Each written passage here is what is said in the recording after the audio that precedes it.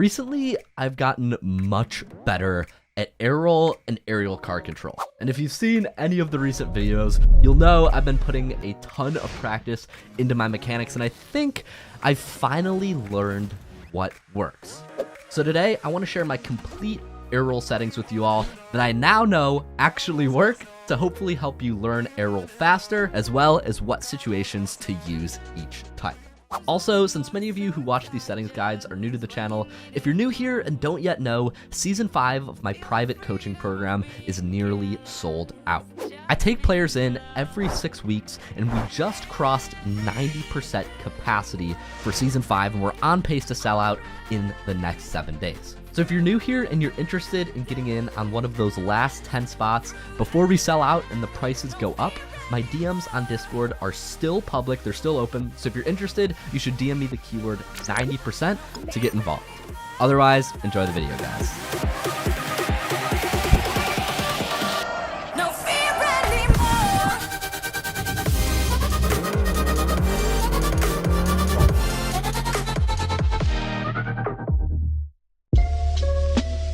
All right, so before we get into the big questions, which are, like keybinds, what should you have aerial bound to, which aerial should you have, how should you use them, when should you use them?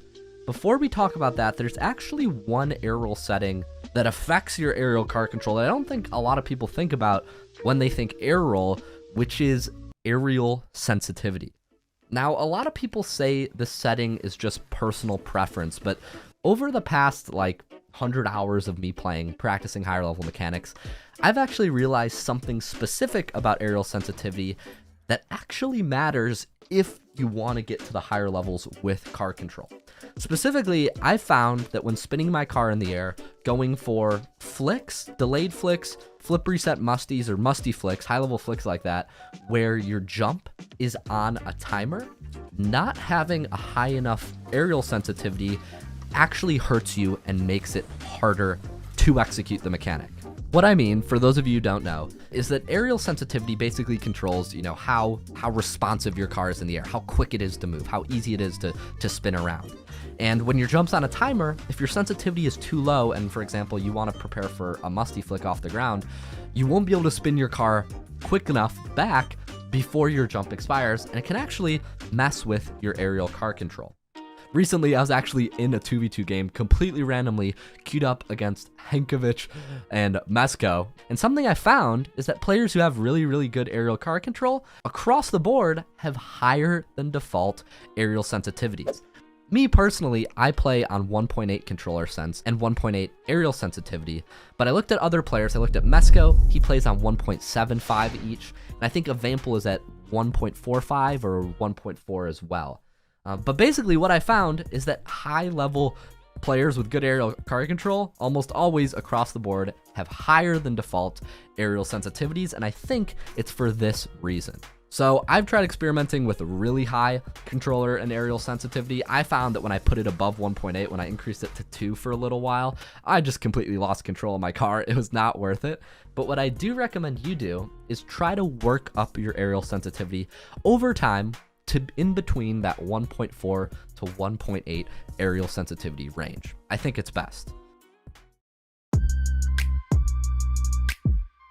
Now onto the question that everybody has, which is, what air roll should I have? Should I have both air rolls? Should I have one air roll? Should I have joystick air roll? Where should I have them bound to? And when should I use them? So let's answer the big questions now. Firstly, from my experience, what types of air roll should you have? I'm gonna argue, in my opinion, I think it's easiest and fastest to learn aerial car control and air roll control if you have one directional air roll and one joystick air roll, just neutral bound. Reason being is because if you want to learn air roll left and air roll right, well, I do think it's great to have perfect control over both of them, and it's ideal to have perfect control over both of them in the long run.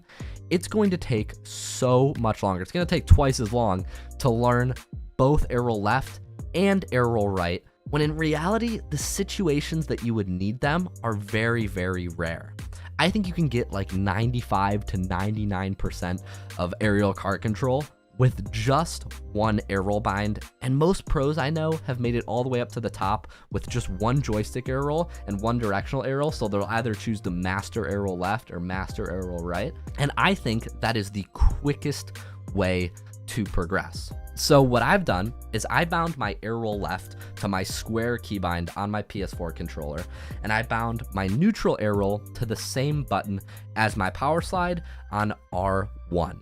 Really, it doesn't matter where your air roll left or air roll right and where your neutral air roll is, as long as you follow that one tip, which I recommend, is binding your joystick air roll to your power slide.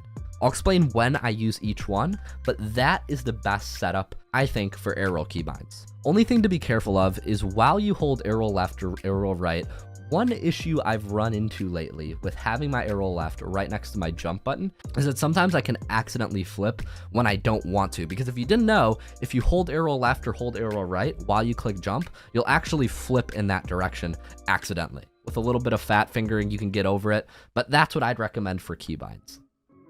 Then on to the last big question, which is, okay, Luke, if you're gonna recommend that I use one directional air roll and one normal air roll bound to my power slide button, when should I use each one? What's the actual point? So after a little bit of time, I can confidently recommend this strategy now. Basically, what you want to do when you're learning air roll is learn how to control your directional air roll off of every surface in the air. For example, if you're an air roll left user, you want to learn how to use air roll left jumping off the left wall, you want to learn how to use air roll left jumping off the right wall, and you want to be able to use it off the ground and off the backboard.